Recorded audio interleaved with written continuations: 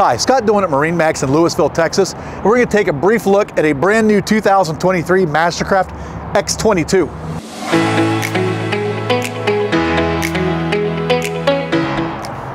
All right, so this one has the Decadence flooring in it.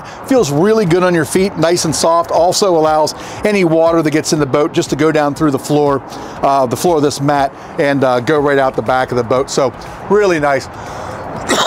Excuse me. Extra large bimini top does have surf fleas built in, as well as the new oversized racks that are spinning. Two pairs of big tower cans up here with forward-facing lights.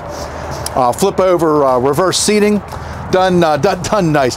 Extra large captain seat, twin screens. So this screen is going to control stereo, Surfstar system, all of that. This is going to be all of your gauges, as well as, in addition to your rear view mirror, you do have a rear view camera that will be projected here from the mount up here on top of your tower.